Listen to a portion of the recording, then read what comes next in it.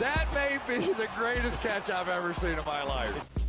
Okay, we're going to go through, talk about some of these sell high wide receivers. I'm not going to lie. You know, a couple of these players on this list, they have been previous buy low candidates for us. A couple of these guys I really like, and I have on a few of my own rosters. But I honestly think if we're looking at the production over the past few weeks, I think it's probably not going to be able to maintain. And if we can just cash out for a profit, it's something we should look to do. But of course, before we dive into that, you know exactly what we have to do. I have to give away some Fantasy Flock Network hats here. Let me pull up our last video as I'm stalling really quick to just grab some random comments. Our first one coming out from Angel says, Pitts or Waller for the rest of the season. I think with the Ridley stepping away from football instance, probably going to have to go Pitts, but it is very, very close. And then our next one coming out from Ben, who says, thanks for the help, Mason Witt, from 1-4 to 4-4. Happy to hear that, my friend. Really hoping that you started watching this channel in week 5, and that's the explanation on why you started 1-4. But nonetheless, let's go through and let's just jump into this video. Actually, one other thing. Make sure y'all go support the channel on Patreon. Over there on Patreon, when you join the flock, you get a Fantasy Flock Network hat. You get an in-depth podcast made by yours truly, breaking down your fantasy team's moves to be making for the rest of season. You also get our rest of season rankings that are updated every single week. Those have already been updated after this past Sunday. And you get our dynasty rankings updated every single week. And, I mean, on top of all this, you get into dynasty leagues with us in the offseason. And going into the year, you get draft guides. I mean, you get into our 2022 league. So definitely go join the flock on Patreon and our group chat. But nonetheless, let's dive into it. Let's go with one of our favorite players we are targeting in drafts this year. Let's talk about selling them high, Chris Godwin. Now, y'all know with Chris Godwin, as we've already said, this is someone that we loved taking in the 4th round every single chance that we had. And over the past 2 weeks, when people have said, oh, Mason, can we go through sell Chris Godwin for yada, yada, yada? Every single time, what we have said is, nope, nope, nope. You are not selling Chris Godwin right now. I'm fine with selling Chris Godwin later, but with no Antonio Brown in this Tampa Bay Buccaneers offense, we know that is going to lead to elite level production for Chris Godwin based on how Antonio Brown and Godwin kind of operate in a similar area of the football field. And so far this season, Chris Godwin is the wide receiver 5, only behind Cooper Kupp, Tyreek Hill, Jamar Chase, and Deebo Samuel. And here, if we're going to be looking at Godwin, a lot of this production has come in the past 2 weeks, where in week 7 against Chicago, you had 11 targets, 8 receptions, 111 receiving yards, and a receiving touchdown. This past week against the New Orleans Saints, keep in mind, Mike Evans was up against Marshawn Lattimore. Antonio Brown did not play in this game. 12 targets, 140 receiving yards, 8 receptions, and a receiving touchdown. So Chris Godwin has been dominant so far this season. But if we're going to go through and draw the comparison on what we have between Chris Godwin and Antonio Brown and what the difference is in games that Antonio Brown plays versus doesn't for Godwin's production overall, let's kind of pull this up and just go game by game here. So you actually get Antonio Brown and Godwin both playing in week 1. Both of them have great games against the Dallas Cowboys. We all remember that opening night that turned into a shootout where both teams were throwing the ball aggressively. I mean, Godwin, yes, drops 25 points in that contest in particular. Now, outside of that, we can see some other games where in week 3, Antonio Brown did miss. That's whenever he was on the COVID list. Chris Godwin comes out, drops 19.5 fantasy points in that contest. We've already discussed Chris Godwin dropping 25 and 28 points the past 2 weeks with no Antonio Brown here. But if we're looking at the middle of the season, when Godwin was playing in an offense that had Antonio Brown in it, Antonio Brown not on the COVID list, Antonio Brown not dealing with any injuries, that's going to be week 4, week 5, and week 6. And in that 3-week stretch, you actually had Antonio Brown averaging over 10 targets a game. And on the complete opposite end of this spectrum, you had Chris Godwin 5 targets, 11 targets, 5 targets. So Godwin actually moved down to 7 targets a game, which is drastically lower than where he has been whenever Antonio Brown has not been playing in Tampa. To go along with this, I mean, Antonio Brown, we're looking at that 3-week stretch. He's actually out here averaging about 23 points per game during that 3-week stretch. Whereas with Chris Godwin, his performances are 8.5 points against the Patriots, 14 points against the Miami Dolphins, 9.5 points against the Philadelphia Eagles. So there is a night and a day difference between when Antonio Brown is playing in Tampa and what that means for Chris Godwin's production. And now a big thing that we have to look at is, will Antonio Brown be coming back this week? And the answer to that is no, he is not. But what's great is, he's on bye, so it doesn't really matter for Antonio Brown. He's going to be able to use yet another week to get healthy from this injury. And what's really notable is this Tampa Bay Buccaneers team decided not to put Antonio Brown on the short-term IR. With them not putting Antonio Brown on the short-term IR, clearly they had plans to have Antonio Brown coming back in week 10 outside of this bye. By all reports, it's saying that right now you should expect Antonio Brown to return. We got that report coming back 2 days ago that Antonio Brown will be back in week 10 against the Washington football team. Now, I know with Rob Gronkowski, you finally get him back this past week, and then he just is out yet again with back spasms this time. So with Gronk, we haven't had a large sample on the actual role that he is going to have in Tampa. Going back to what we had through the first 3 weeks this season, Rob Gronkowski was managing to have 7 targets a game. And with those 7 targets a game, this is a player that you would expect to have a very high touchdown rate, knowing the role that he has in this offense. Already Tampa is one of the most productive passing offenses in the entire NFL. They're right at the top of the league with their passing yards so far this season. So while, you're expecting this offense to be an elite offense, it's not like they can take a step forward and that can offset the lack of production that Godwin will have with Antonio Brown coming back in. So while I loved Chris Godwin coming into the season, while we've been definitely telling you to hold on to Godwin over the past 2 weeks, jam him in your starting lineup. That way we get the production in the lineup now, and we could possibly sell at a higher price going into the bye week. I think that's still going to be the plan we're having, even though Godwin looked fantastic this past week against the New Orleans Saints, as we expected him to with no Antonio Brown in this offense. I think it is now a spot where we should definitely look to sell high. Let me actually go over to Patreon real quick, pull up our rest of season rankings. These were updated today, which, by the time you're watching this video, these rankings were updated yesterday. Of course, our rest of season rankings are updated on Patreon every single week. Right now, I currently have Chris Godwin as wide receiver 16. I have him behind the tier of players because let's not look at the same guys in tiers. Our rest of season rankings on Patreon are broken down by tiers as well. The wide receivers we have in the tier ahead of Chris Godwin include Jamar Chase, Mike Williams, Terry McLaurin, and CeeDee Lamb. I am certain that you'd be able to move Chris Godwin for Terry McLaurin, and I think that would be a fantastic swap, knowing the target share McLaurin will have in his own offense and getting Ryan Fitzmagic soon. I think that would be a perfect player to go through and trade Chris Godwin for, even though I did have Chris Godwin ranked over Terry McLaurin coming into the season. Now let's go over to our next wide receiver here, and this will be a player that y'all know I am a massive fan of. Notably, we had his old jersey in our old studio, but let's go with Amari Cooper as another sell high candidate. Now, you've kind of noticed this with a lot of people making fools of themselves, talking about that Patrick Mahomes is no longer a top 5 quarterback in fantasy. You've seen a lot of people overreacting to Monday night, Sunday night games, and this has clearly shown us time and time again that the overreactions that you will get from these primetime games are way too drastic, and we need to be taking a step back, and we need to be just viewing them as a 1-game sample that's along with every other game that got played at 1 p.m. on Sunday. So I know everybody and their mom saw Amari Cooper win this game for the Dallas Cowboys. Amari Cooper came out and was fantastic with Cooper Rush in this offense. Amari Cooper had 26 fantasy points against the Minnesota Vikings, and the stat line was perfect. Talk about the perfect stat line for predicting production going forward. 13 targets, 8 receptions, 122 receiving yards, and a receiving touchdown to go along with it. 26 fantasy points. You could not have asked for a better game, especially when we didn't have Dak Prescott.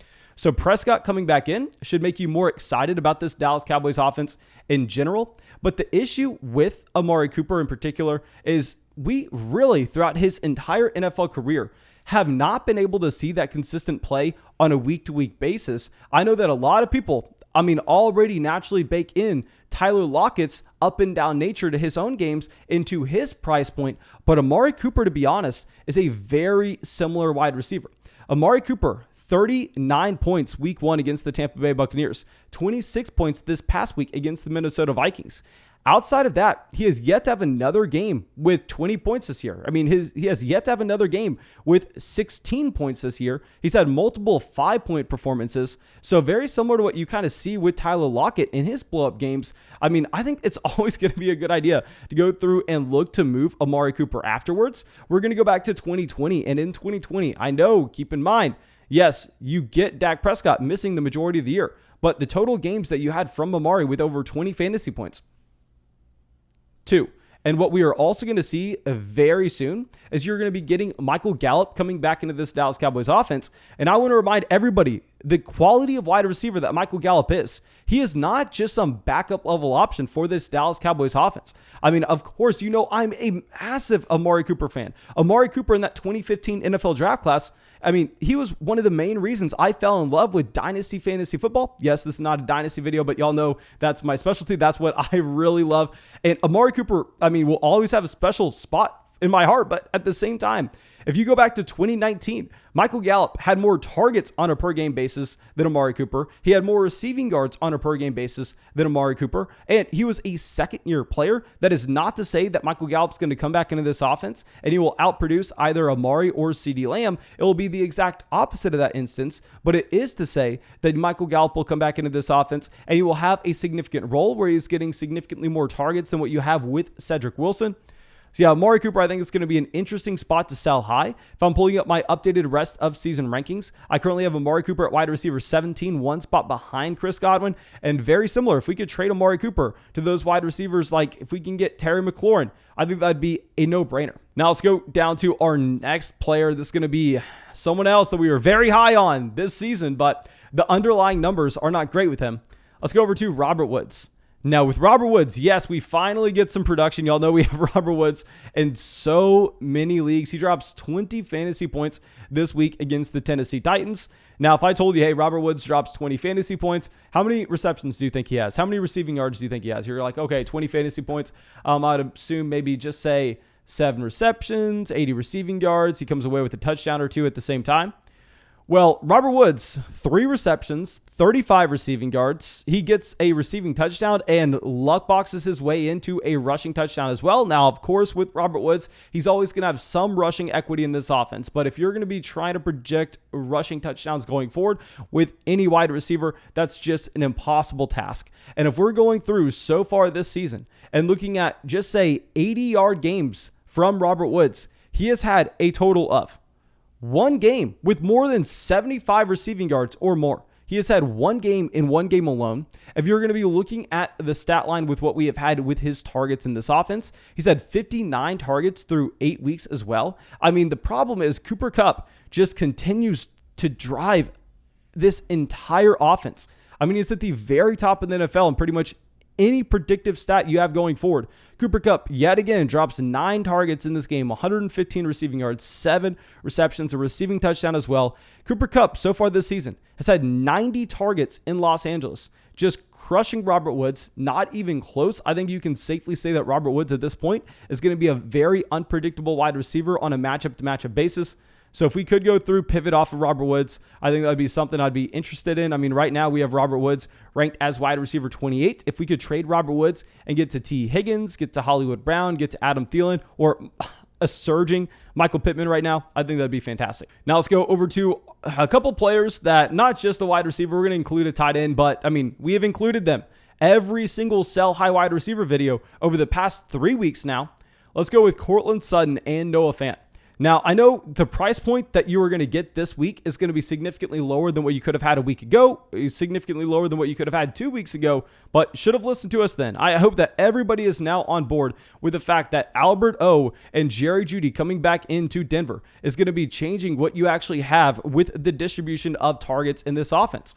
Because yes, Cortland Sutton has been a target hog as of late. He has been a prototypical alpha X wide receiver in Denver, but the issue is, I mean, we were projecting Jerry Jeudy to be the wide receiver 1 coming into the season. We have seen that so far in a limited sample in week 1. We just saw that yet again this past week. I mean, you get Jerry Jeudy, 4 receptions. He leads the team in receptions. Also, Albert O coming back in gets 3 receptions, 34 receiving yards in his own right. So if the target distribution here is going to be spread thin between Sutton, Judy, Noah Fant, and you're also getting these secondary options in there like Tim Patrick and Albert O, and they're taking targets away. I mean, Cortland Sutton, he is not going to be able to have that elite target share that he once did. He's not going to be able to soak up every single air yard in Denver. Now, this is not to say that Sutton doesn't have a very high ceiling. 100%. Of course, Sutton does have that ceiling based on what we have previously seen, but it's going to be very similar to Amari Cooper based on the other options that are in this offense.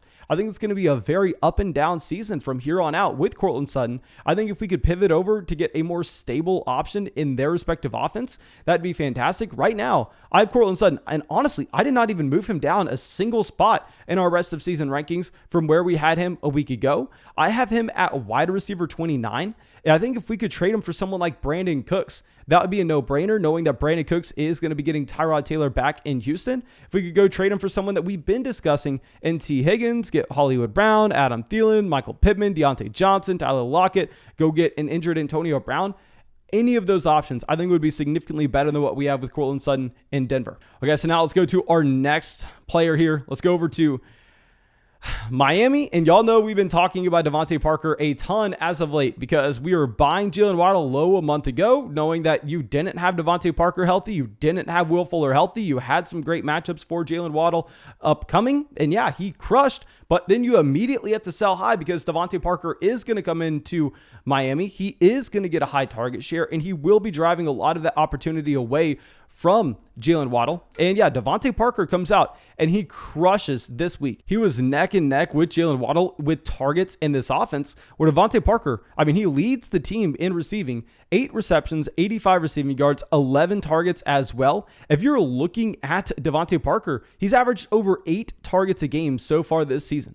Now, the issue is to realistically see a ceiling with Devante Parker, now that we'll also be getting Will Fuller coming back into Miami, because with Will Fuller coming back into Miami, you're actually going to be seeing the snaps look a lot different for this Miami Dolphins offense, knowing that Will Fuller provides that vertical threat. He is going to be getting on the field. You're not going to see nearly as much 12 personnel. It's going to be a lot more 11 personnel with 3 wide receivers on the field for the Miami Dolphins. If you're looking at the snap data this past week, it was literally only Jalen Waddle. It was only Devante Parker out there. Will Fuller coming back in is going to be taking away volume from Devante Parker. Jalen Waddle will definitely be more productive going forward than he was this past week against the Buffalo Bills if he continues to have his own target share in this offense. So, if you see the trend of this video, like we're talking about players like Cortland Sutton, talking about players like Devante Parker, these are wide receivers that you can't necessarily see continue to have these spike weeks in their offenses if they're not going to be at the very top of the NFL. Someone like Godwin, I'm fine with the argument going base, and it doesn't matter. Antonio Brown coming back in. Tom Brady's throwing for over 300 passing yards every single game. We know there's going to be more than enough production to go around. If you want to make that argument, fine. But, in the case of Denver, in the case of Miami, you simply can't make that argument because the passing volume just doesn't exist in that range. Now, let's go with this continued trend. Let's talk about wide receivers that have had a ton of volume as of late, but getting added weapons into their respective offenses. I think we possibly have to kind of go through and take a step back and go, what does the realistic volume look like? Let's go over to Hollywood Brown. So far this season, Hollywood Brown is the wide receiver 8 on a points per game basis. Hollywood Brown has been a league-winning wide receiver so far. If you just drafted him in the double-digit rounds and plugged and played him and started him every single week, regardless of matchup. Now, with Hollywood, this is also someone that's not just doing it off efficiency. He has had the volume. He's averaged over 8 targets a game in Baltimore so far this season. Now, coming out of the bye week, there's something I'm concerned with. Now, I know a lot of people have said, well, Mason, why are you going to be worrying about Sammy Watkins coming back into Baltimore when Hollywood Brown was productive with Sammy Watkins at the beginning of the season? But guys, it's not just that you're getting Sammy Watkins coming back in. It's that at the beginning of the year, yes, Hollywood Brown was easily able to be a productive wide receiver with another player getting significant targets in Baltimore, not named himself.